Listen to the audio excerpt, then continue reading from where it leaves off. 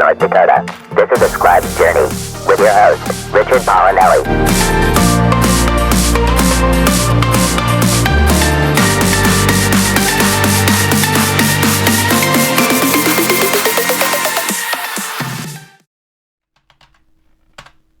The end. At last. I'm done. I can ship this off, get it published, start getting that money in right now. Let's go.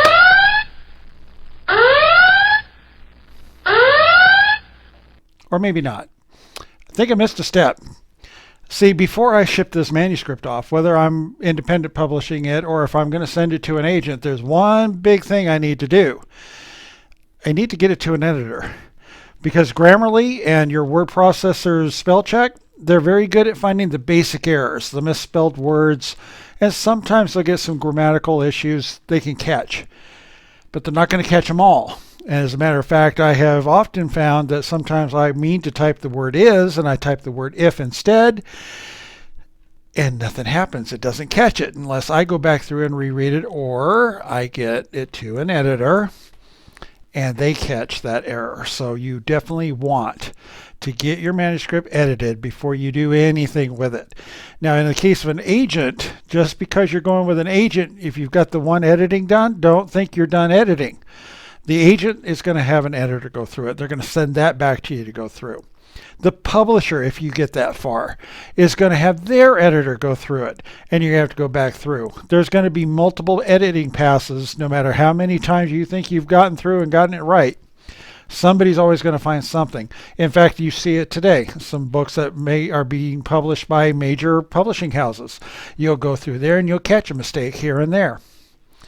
And that is, people have, dozens of people have looked at the manuscript and they've missed those little things. My book, Reservations, it went through, I want to say 9 different editors before it got released. And to this day, I'm still finding small little goofs here and there. It's not a perfect world. But get that editor, get it in shape, and you'll cut down on those mistakes. Now, for your readers, if you have a manuscript with a whole bunch of mistakes, they're going to give up on you. They're never going to read anything else you've ever written. For an agent who gets a unedited manuscript, and you can tell it's no editors touch this thing, they're going to toss it in the trash and they're not going to pay attention to anything else you ever send them again. Get an editor. Now, speaking of editors, our guest today is a very accomplished novelist and a screenwriter. She's also a very good editor. She has edited 2 of my books, and she's going to be on today to talk about her works. And she's going to be talking about editing as well. So what do you say we go check out a couple of quick messages, and when we come back on the other side, we will have today's guest, Dawn Greenfield Ireland. We'll be right back. My name is Detective Tommy Nolan, and I am a saint.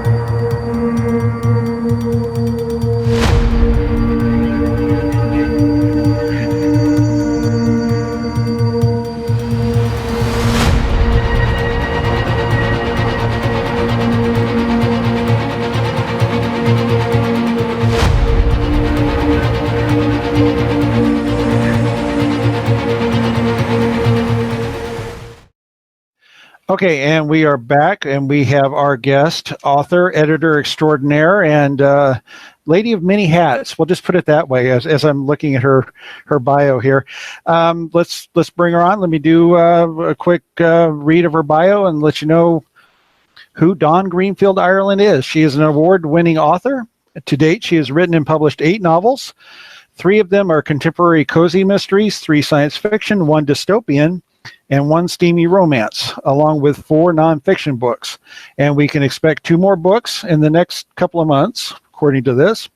We're going to hold you to that. She's written 15 screenplays, comedies, dramas, one horror, one action adventure, and one science fiction, along with 3 short scripts.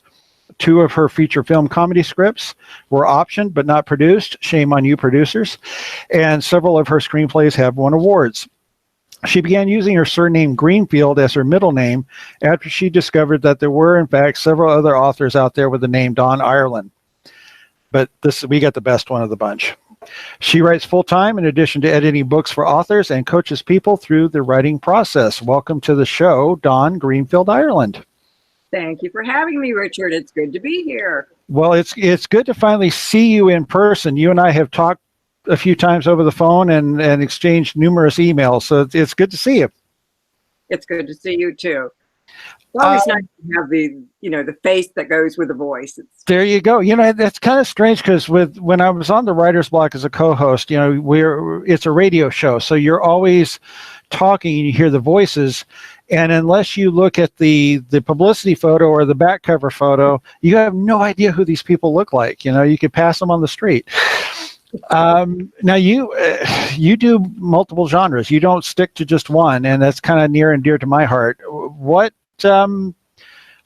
did you choose to do that? Because a lot of people stay with just one area and don't wander too far off. I think I would be bored doing that. But what it boils down to is, I have like a ton of ideas, and whatever floats in, that's what I'm going to do. I mean, I don't know. I just can't ever see myself being a one genre person. It's just never going to float, Yeah. A lot of people ask me how I do it, and it's like I can't just stick in one little area because like you have got all these different ideas I want to float out there. And let me really quickly explain this. We're having some technical difficulties on my end. Anyway, but at least we can talk to Dawn today, and I can hear her, and we can do this. Now, your first book came out? It was the Puppy Baby book in 2000. This is nonfiction. You're gonna have to talk so we can see that. So this is a fill in the blanks baby book for anybody who adopts a puppy, just like an infant baby book. There you go. You show the progress of your puppy for the first year, and it's quite amazing. So what got you started on deciding to write that book? I was having a meltdown. Was it a puppy related one? No, it was a human child related one. I mean, there you go. Funny. I was sitting at my dining room table, and I was having a moment over something that one of my sons did, and I was looking at their baby books, and my dog Shasta at the time was on her dog bed, and I turned around to her, and I'm like all weepy and boo-hoo-hoo, and I said, "Oh, Shasta, I wish I had a baby book for you." And it's like, oh yeah. Mm-hmm. Took out to my office, mapping out what's in a human baby book and what would translate over into a puppy baby book. And it's been selling all these years. Yeah. I get purchase orders from. Yeah, I was looking. You was released in 2000, so this is 19 years ago, and it's still selling today. That's the mark of a good book. Yeah, it is. Now, what got you going toward fiction, though? Because it looks like your first two, from what I can tell from looking at the list here, were nonfiction. What drew you to fiction? Just a vast imagination.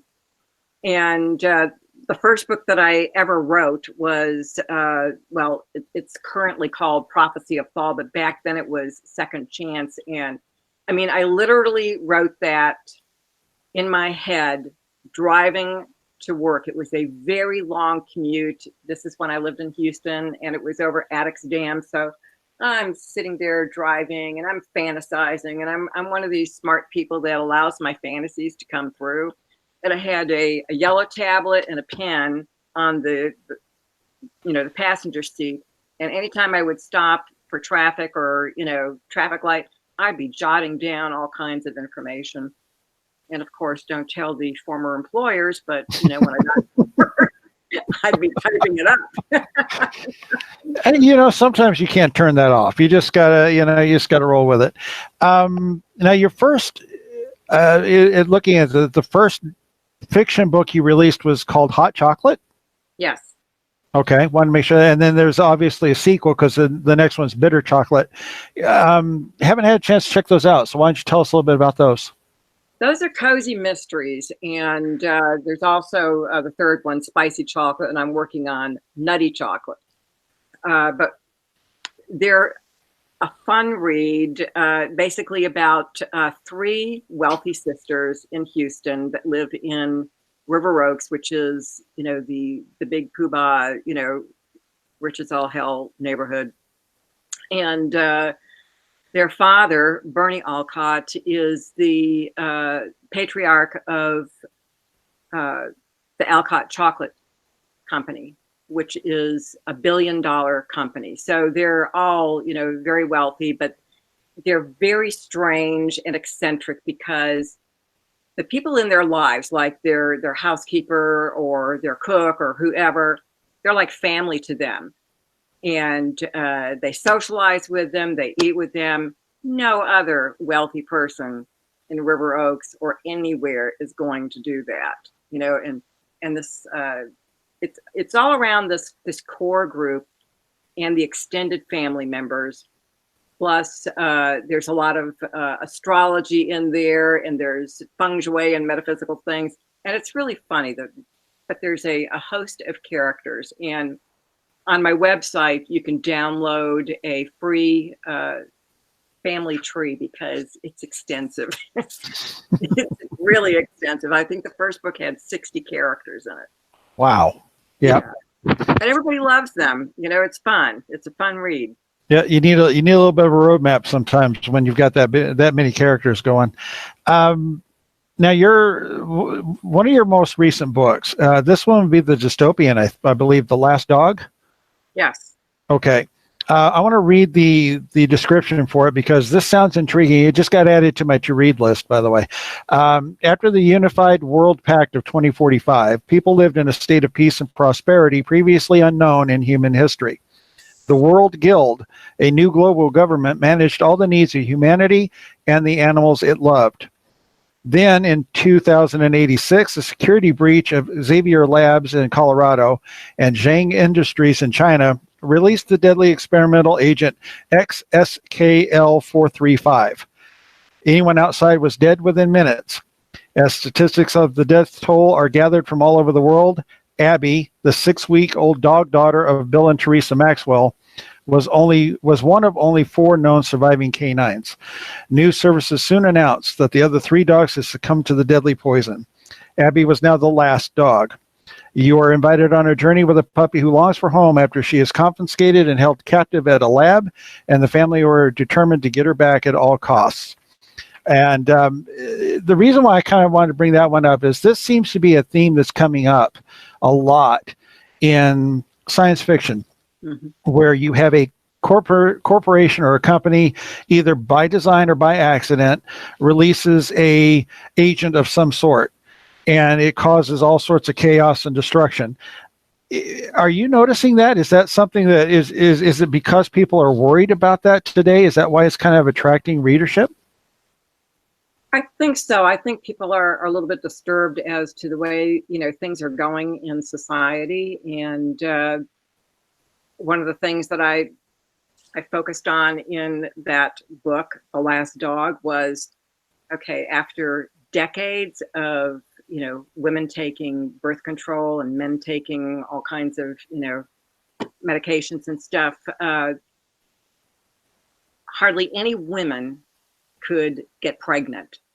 And so instead of doing like, monkeys and stuff like that, I figured, the 2 most beloved things that people cherished, in their family is a dog and a cat. But I discounted the cats because they're so independent. They could care less, it's like they mentally give you the finger. I am not doing that, whereas the dog is absolutely, a pack animal. You're the pack leader. They love you. They'll do anything for you. So dogs become dog children, and people, they're not pets. They're not owned. They're your child. And yeah, it just, it goes from there. There's a very long prologue in the book that's several pages long that details, what's happened in our society. What's Right. happened with prisoners, what's happened with welfare, what's happened with, the government and all this stuff. And I've had an awful lot of comments on that. People are, like, oh my God, is this the way it's going to be? Yeah. Were you concerned writing a prologue? Because I know that's kind of become the big no-no, and I violated the heck out of that rule with my books, because I kind of like to use the prologue to set the stage without doing data dumps, in the middle, or just the surprise reveal. Oh, by the way, this is what was going to go on all along. If you write a prologue right, you don't give away too much, but you've got the reader ready for down the line when you're going to start dropping stuff in that they need to be aware of. The prologue in The Last Dog really sets the pace for this era that we're going to be stepping into, because it's nothing like the way we live now. Absolutely nothing like it. And so I felt like, do you put it in the front? Do you put it in the back? I wanted it right up front, because if the reader doesn't read that, I mean, they can step into the book, with no problem whatsoever. But this kind of like sets the whole world up. Yeah.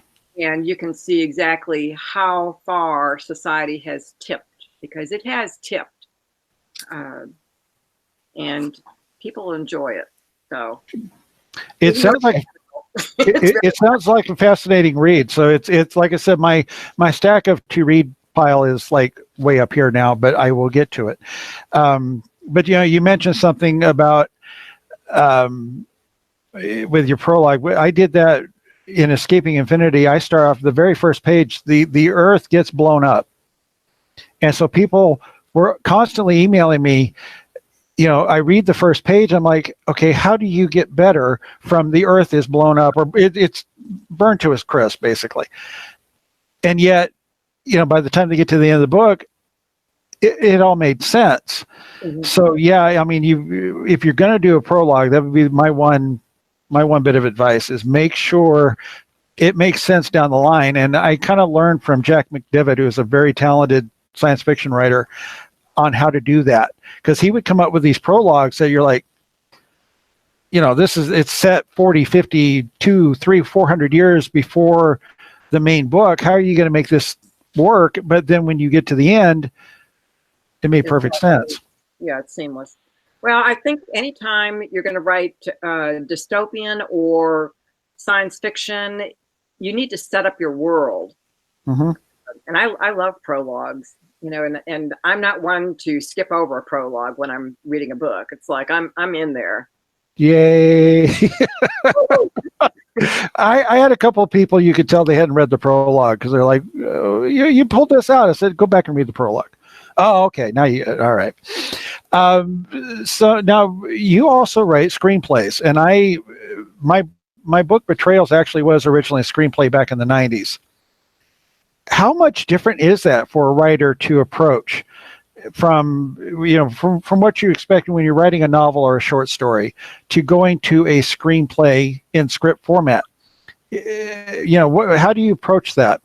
It's a challenge, because a screenplay is so succinct. You cannot give a lot of details. You only have really, it's like 120 pages, but they really don't want 120 pages. They'd be really happy with, 105, 110, even 100 pages.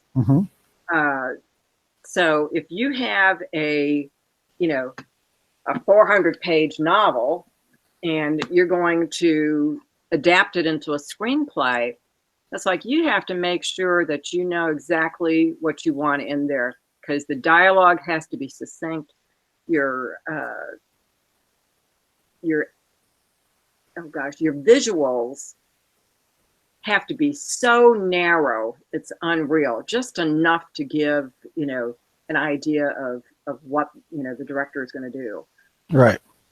So it's a challenge. I mean, and what I'm doing right now is one of my screenplays, it's called The Godchild. I'm actually reversing that. I'm adapting that into a novel. And I figured, okay, so I'm starting off with 96, 97 pages. This is going to be a piece of cake. I just have to write another 100 pages. No. Oh my No. God. It's like, I'm having a time filling in the details. Mm-hmm. Yeah, I'm feeling your pain because I did that with Betrayals. Because it was a 92-page script. And when I did the Del Rio series, Betrayals turned out to be the second book in the series, but it was the original movie. I mean, piece of cake. I've already got half, more than half written. No. Yeah, I think I've got the first 10 pages okay. Mm-hmm. After that, it's like, how do I fill this in? It's like, I can't do it. Yep. Yeah. I feel your pain on that one because that was a bit of a challenge. I thought I could do it in 2 weeks. I got this thing done. No. Well, the plan is to take the rest of the screenplays and adapt them. But that may go on a back burner. We'll see if I can get through this one first. Yeah, I hear you on that one. It's not an easy task. Now, another thing you do is you have an editing service. You edit for other authors. And I can vouch for how good an editor she is because Dawn has edited When the Gods Fell, and she edited the first book of the Timeless series. And if I can ever get back to it, you will edit the rest of the series. I've got Duchess Moran is taking off for ancient Egypt already. I just got to get back and finish the story and have the crew go chase her and stop her from creating more chaos. But how did you get started editing? Well, that goes back 34 years to when I started working as a technical writer. And, that is basically where I learned everything I ever needed to know about writing. Because believe it or not, the technical writing set me up for understanding how to outline, understanding what a deadline was, understanding what a timeline was. I mean, it was just fabulous. And after my career with Compact Computer, I went on to oil and gas, and a lot of the jobs were either technical writing or editing. And a lot of places used me as the detail-oriented, like eyes on the page because, man, it's funny because they made fun of me. I could spot a wrong font like 20 yards away. So it was fun. I love going through someone's story, and I loved your books. You were really fun at it. You were fun. Well, thank you. I appreciate that. I just finished editing a book for a repeat client, and I could tell that she had just recovered from her surgery, and she was not in the right place. I just sent her the files, and I think she's going to have a heart attack because there wasn't a paragraph that was not marked up. Oh, yeah, I've gotten a few of those back. They're not fun to get, but it's the best thing though because, and I need an editor, for my work. I mean, it's critical because I've read it and I've rewritten it 900 times and I can't even see anything, so my editor gets it. I start making changes. And then even after all that is done, then it goes to my proofreader. And I swear to God, well, that's my cousin Jeff. And I swear to God, he just, I don't know how he does it, but he finds things and, it's like, oh man. that was one thing I wanted to ask you. for the writers who are listening to us. You know, the worst editor you can get is yourself for something you've written, because your brain knows what's supposed to be there, and it will put it in there no matter what your eyes are seeing. Yeah. You're going to see what you're expecting to be there, and you're going to miss it. Which is why I tell people, get yourself an editor. Even if you're going to submit to an agent, go through an editor first, because especially if you're going to submit to an agent. Yeah. Otherwise, it goes in the trash. You know, I mean, if you can write a letter or an email, how do you expect them to, want to read your product? You know, I mean, yeah, it's critical. Yeah, and you're right. I mean, I'm on the second book in the Bonded series right now. It's called Tothars, and my editors have seen it. I've made all those corrections, and now the proofreader. Oh my God Almighty! I swear, he comes up with stuff, and it's like, and I really appreciate him because he does a lot of research for me. Also, it's like, this is not going to happen like this, and okay. Yeah, and that's the other thing too. It's not just catching the spelling errors, or in a situation where if you've typed in the word if and you should have typed is. Your word processing program and Grammarly, they're not going to necessarily pick up that that's wrong. Right. But the other thing an editor is going to pick up on is plot holes, and they'll come up with a question about what's going on that maybe you're not going to catch because you already know the answer, so you don't think you need to explain it. But somebody coming in, a reader who has no idea what's going on, they may not. And your editor, when you get a good editor, and this Dawn's a good one, they're gonna come up with those questions and give you a note and say, hey, what about this?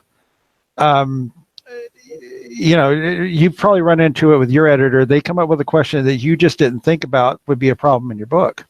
Yeah, and it kind of like this, the deer in the headlights. I'm like stuck all of a sudden. Mm-hmm. It's like, oh my God, why did I think of that? Yeah. But that's one thing I love about when I edit for someone is writing them notes, writing them questions. Like, what were you thinking here? What does this mean? What exactly does this mean? Yep. I've gotten a couple from you on that, so I know. Now, speaking of editing, you edited 4 books for an author who we both know, Gibson Michaels. You did his Sentience trilogy. And then he was working on his 4th and final book when he passed away about 1.5 years ago now. You and I had the opportunity to help finish that book. Me in writing what was left to write, and you in going over it and editing it. Tell us a little bit about editing Mike. His real name was Mike Gibson, which I've already revealed last week. Tell us a little bit about editing his books. Well, I loved his trilogy. That space opera was absolutely fantastic, and I was hoping that he would keep going with it. I'm just so disappointed, but he was stubborn. He and Brenda came over to my house, and we would sit down and we would have a session. And he was stubborn. There were times when I felt like, oh man, if I just had a 2x4. Spike is coffee. Yeah, like, trying to convince him that, he had to make a change, whether he liked it or not. He had to make a change because it wasn't right, but I'm very happy with how his books turned out. And Eerie, that was, I loved that book. Oh my God, that was just so good. And it was such a seamless thing that you did, because I could not tell where Mike left off and you started. It was seamless. I mean, you did such a beautiful job. I'm so happy about that. Well, I was holed up in a hotel room in Phoenix for 5 days, and working on that book. I had already mapped out what I wanted to do, and I had started it on it, but I wanted to finish it because I had nothing to do in Phoenix for 5 days, but wait for my wife. She's doing her residency, so I just closed the doors, unhooked the phone, and hammered away on that. And I think I spent 2 days just on that point. After I got done writing, I went back to that. I think maybe the last 3 pages he wrote, the first 3 I wrote, and just kind of kept sanding away and sanding away and sanding away at it. And even at the end of 5 days, I still wasn't sure, but I knew I could probably keep working on this for the rest of eternity and not be perfectly happy with it. But I needed to get it, I needed to get it to you. And you gave me a heart attack, by the way. I gotta scold you. You get done reading it and you send us an email saying, just got done reading it, thoughts in the morning. And I'm like, no, I am not, I will not sleep tonight unless I got some idea, because it was so important to get that right. And I needed to know, did I get it right, or have I made a big mess of this thing? And to hear that, you who had edited his books, you thought we got it right. That's all I needed. Yeah, there were some things. I remember I had to ask several questions, even in Mike's part of the book, that they didn't really, kind of like make sense to me. So I was glad that, you explained things to me, And we made a couple. I think we went back and made we didn't do a whole lot of changing because I think you, Brenda, and I all agree we don't want to touch a lot of what he wrote. We want to leave it as he had it. But obviously there were some things we kind of had to, do a little adjustment on just to clarify things. But pretty much I think it's intact the way he had it. Okay. He threw me a curveball because of the Roman general. Oh yeah. He's a real guy, and I had written a completely different ending for that Roman general. And then something in the back of my head said, go check this. Something's ringing a bell, and so I had to kind of redo a few things. Managed to salvage the battle scene, and just somebody else buys the farm instead of the general. So it worked. I can't wait to have that in my hands. I want the copy in my hands. Me too. It will go on my shelf over here right next to Mike's other 3 books. So yeah. If somebody now for our writers out there and they are looking for an editor, and trust me, Dawn is a good one to go get, how can they get in touch with you to inquire about using your services? Well, there's 2 ways. One is through my website, dawngreenfieldireland.com, or just send me an email to dawn@dawngreenfieldireland.com. And what I like people to do is send me your first chapter, and if it's only 1 page or 4 pages, send me 2 chapters. I'd like to see at least, 10 or 20 pages.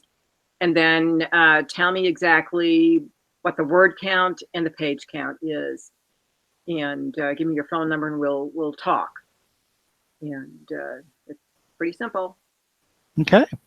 All right. Now there's a person we want to talk about before we close out the show. We're kind of getting close. It's your great aunt, Aura. Yes. Aura Nichols. Yep. And I'm going to read a little excerpt I found about her, and then we'll kind of talk about her. She was the first woman sound engineer. She and her husband, Arthur, worked side by side on silent films and later transitioned to radio show sound effect projects. Aura and Arthur Nichols are regarded as the 2 people most responsible for bringing FX to radio, bringing several of their sound effects props from their years of theatrical and silent film experience. Aura, by the way, started off in vaudeville, before I forget to mention that. She was the first and only woman to run a radio sound effects department during the golden age of radio. That's a repeat. She produced sound for Mercury Theater's Old Time Radio, which included shows like Treasure Island, The March of Times, Buck Rogers, and the one everybody should know about, especially if you're in science fiction, Orson Welles' War of the Worlds, which aired in 1938 and scared the hell out of everybody. Partially because of their sound effects. She worked with personalities including Agnes Moorehead, Art Carney, Arlene Francis, and of course Orson Welles. She was an amazing woman in her own right. Yes. Yes. And the funny thing about it is I don't believe I've ever met her. If I did, I would have been a little child. But when I discovered her, which is only in this past decade, by the way, I felt like, holy smokes, there's someone in my mother's family, my mother's side of the family, that was, like doing something that was unbelievable. I mean, as a woman, that's the most incredible thing back in that era. She was a woman and she excelled at what she did, and she, threw open the door for women to step into those types of roles. So it was just really amazing when I discovered that. And I always felt like maybe that's where some of my creativity came from, because that woman was something else. And from what I understand from talking to a couple of my cousins, was that Orson Welles adored her. He sent her letters and flowers and all kinds of things. So I thought that was quite interesting. Yeah, I remember at the tender age of 8, I was in the Turlock Public Library, which was next door to my school. So after school, I went straight to the library and hung out for a couple hours. And one day I came across in the audio department the original album of the broadcast of War of the Worlds. And I had seen the movie recently, and I thought this was, based on that. And I went into the room, closed the door, and put the album on, listened to the whole thing. And I remember walking out of the library, looking up at the sky, looking to see where the Martians were. It was, and this is what, 34 years later. That's how good a job all of them did. And just remembering the effects I heard, knowing that was her. And they were off in a little corner of the studio doing all these little things with all the little gadgets that they created. That was amazing for the level of technology that they had. I mean, today we have, Photoshop and video and audio editors that we can do amazing things with. But for them to create something like that was incredible. It's amazing. Really amazing. But you never got to meet her, though. Never got to meet her. That's unfortunate. That's like me with baseball umpire Babe Pinelli. He was the home plate umpire for the perfect game the only one in World Series history. And I didn't find out about him until 2 months after he died. Oh gosh. Yeah. That's the way life is sometimes. Okay, I think we are just about at the end of the segment here, but we've got your email address for people who can be interested in editing, having you edit their work. Your website is Dawn Greenfield Ireland.com. And that's where you can find her books that are out, and hopefully the next script that you get optioned will actually be produced and we can go to the movies and watch your show. I'm hoping that it's going to be Prophecy of Fall. I will keep my fingers crossed for you on that one. Hopefully it will be. Hey, thanks for being on the show today. And we will be right back after these messages.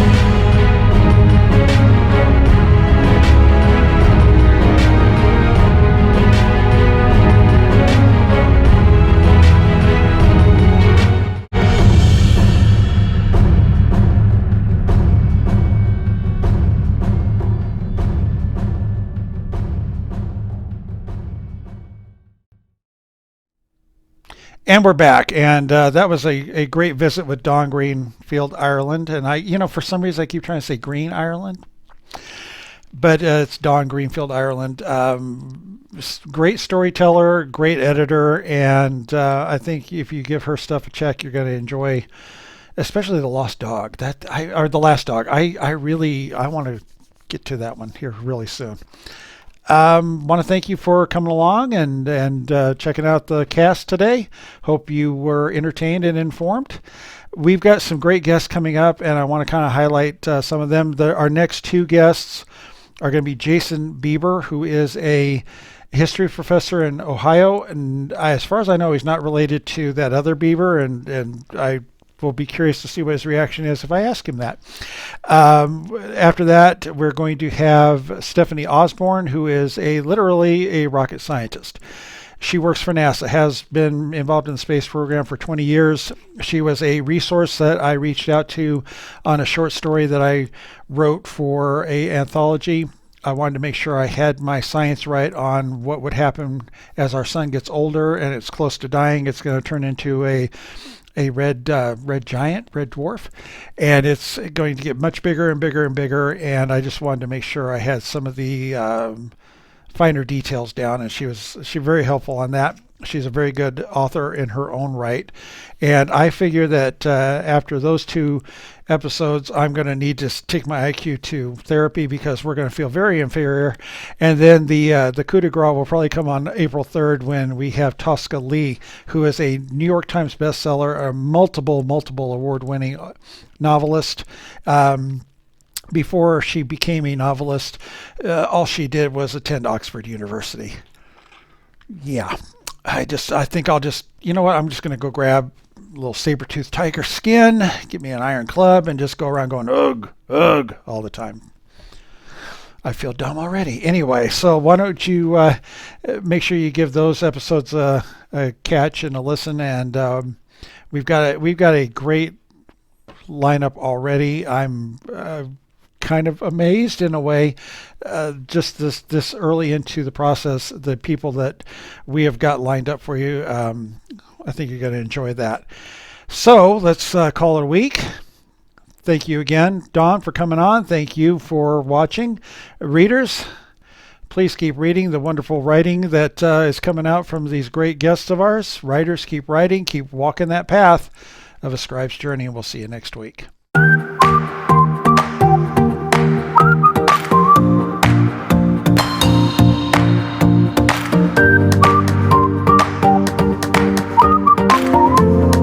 This has been A Scribe's Journey with your host, Richard Paulinelli, a Tuscany Bay Productions presentation.